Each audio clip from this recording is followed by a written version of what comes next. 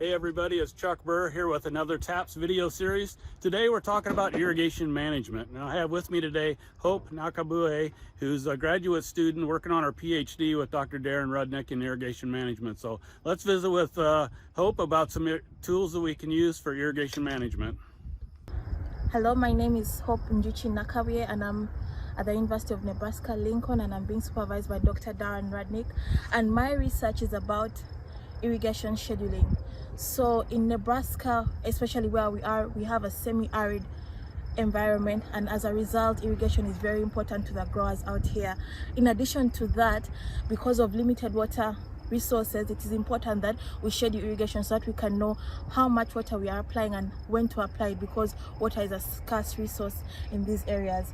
So some of the tools, so my research is about locally calibrating irrigation scheduling techniques. So I have 3 methods that I use to schedule irrigation, and I am doing it both on corn and on soybean. So this is the soybean field, and then right across is the corn field, and all these both the crops are on subsurface irrigated drip systems. Yes, so I will start with the 3 methods are the soil moisture measurement, and then we have infrared thermometry, and then we also use an ET model to schedule irrigation. So our goal is to compare how these 3 methods can perform in this semi-arid environment, and then see what recommendations we can make to the farmers out there. So for the soil moisture monitoring, we use different instruments to monitor our soil moisture. So firstly, we use the neutron gauge, which you can see here, and then this one we use it to take measurements of soil moisture at different feet from 6 to 102 feet. So we have a 10-foot depth of moisture readings that we take, but then for scheduling irrigation, we are only monitoring the first 3 feet to see how much water is there so that we can schedule irrigation. Usually the neutron gauge is used for research purposes, but it really helps us to monitor our soil and then have more accurate results. In addition to the moisture, to the neutron reading, we also use a variety of capacitance based sensors. So we have a number of them, and some of them are already installed in the field. So for these, we install them at 6, 18 and 30 feet, and then we monitor the trend of water depletion, and then after that we schedule irrigation. We also try to see that we calibrate these sensors with our gauge so that we can have as accurate readings as possible. So typically what we do prior an irrigation event, we come and download our soil moisture data from the data logger, and then this of course is attached to the sensors that are out in the field at a different depth, and then after that we go and analyze the data. So what we get from here is volumetric water content. So we try to calculate what the depletion has been from the field capacity. So a field has a maximum, and then we try to see how much has been depleted from that maximum, and then depending on that maximum and how much management allowable depletion we want or we desire, then we schedule irrigation. If our threshold is reached, then we schedule irrigation. In addition to the soil moisture monitoring, another method that we use to schedule irrigation is using the infrared thermometers. We have a couple that are wireless, and then we also have some that have wires. So basically these infrared thermometers are supposed to be measuring the temperature of the crop canopy, and then depending on how hot the crop canopy is in regard to the ambient temperature and other weather parameters, we schedule irrigation. Usually what we do is that we download or get the canopy temperature readings, and then we have developed a locally calibrated baseline which incorporates different weather parameters, and then we compare. This baseline is able to compute a non-stressed threshold. So we compare the non-stressed threshold is ideally how a non-stressed plant would be. So we compare that modeled non-stressed plant temperature to what the canopy temperature reading of the field is, and then depending on how the two vary, if the canopy temperature that we have measured is above the threshold, the non-stressed plant, by a certain degree, then we monitor and then we irrigate. For the 2018 season, we used a threshold of 1 degree, but then with time we saw it best to adjust our threshold, and then currently we're using a threshold of 0.5 degrees Celsius. So if our canopy temperature measured in the field is above the baseline by 0.5 degrees, we schedule irrigation. We are also monitoring canopy temperature in the corn crops, and then as you can see out there is one of the infrared thermometers that is installed in the corn crop. So in addition to irrigation scheduling research, we're also doing deficit irrigation research. So in this, we are trying to irrigate different amounts of water. We have a ramp up from 0, which is the rain fed. In other words, we do not apply any irrigation to it. And then we have the 40%, the 60%, the 80%, and then the 100%, which is the full irrigation, and then we have 120 and 140, which are excess irrigation treatments. So we want to see how those will respond in terms of yield and crop water use efficiency. So as you can see right here, this is one of the deficit irrigation treatments that we have.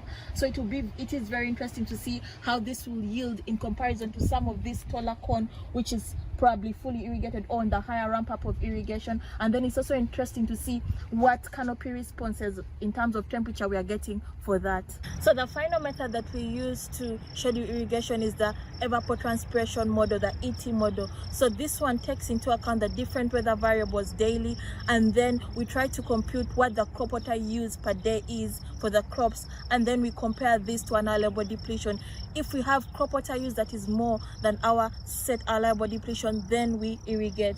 For this, we are privileged to have a weather station which is part of the Nebraska Mesonet network, and then from this we measure different weather variables, including we have a rain gauge, a tipping bucket where we get our rainfall from. We have different thermometers to measure the ambient temperatures. We have a pyranometer for the radiation, and then we have a different couple of sensors to measure those weather inputs. The weather station gives us 1 minute data, and we average this across an entire day, and then using these different weather parameters we're able to compute the crop water use, and then compare that crop water use to the allowable depletion for our different crops in the different fields, and then after that schedule irrigation.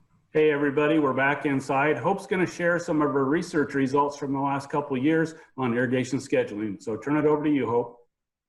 Thank you. So as we said before, I am comparing the performance of locally calibrated irrigation techniques in West Central Nebraska, which is a semi-arid environment. So we have 3 different methods that we are using for scheduling irrigation: the soil moisture sensors, the infrared thermometers, and then the ET model. And then when we combine those, we try to schedule irrigation. So why do we have to schedule irrigation? We schedule irrigation because it saves on the water that we use. It definitely increases the irrigation efficiency. It improves the crop water yields, enhances farm profitability, and then ultimately it reduces on the environmental impacts of irrigation to the environment.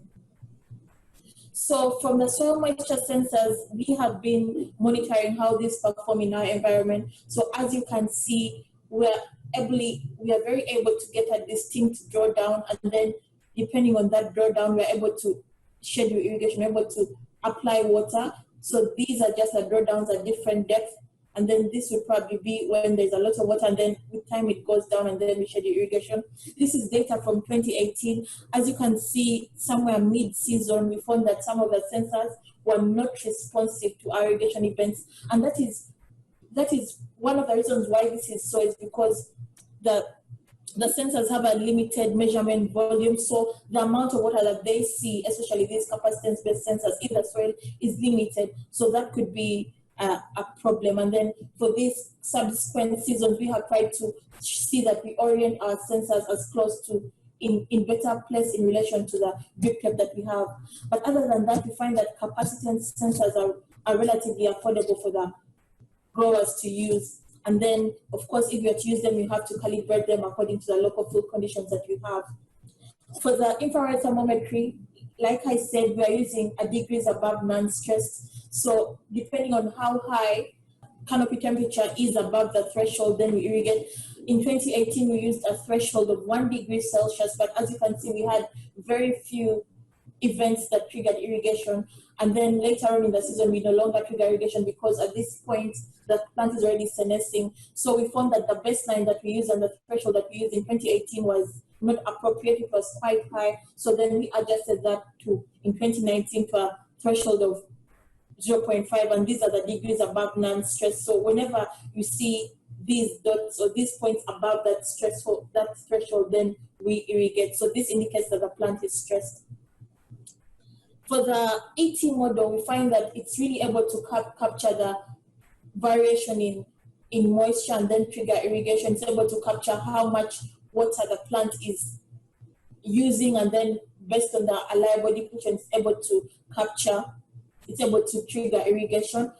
And it's reliable, I must say. But then maybe one of the things that is very pertinent to it working very well is the fact that you need to have reliable weather data so that you can be able to put them into the model, and then you can be able to schedule irrigation. So finally, I would say that the soil moisture sensors are quite easy to use, very easy to install. And then once you're able to figure out how to capture the measurement volume and also calibrate them to the field, to your local condition, then they're good to go. The crop coefficient is reliable as well, but then it requires credible data input. So you need to have your weather data ready, and then you need to process the data and analyze before you can be able to trigger irrigation. And then for the canopy temperatures using the RTs, it's very, very sensitive to the baseline that you use and the threshold that you use so that you can trigger irrigation. I'll hand it back to you, Chuck.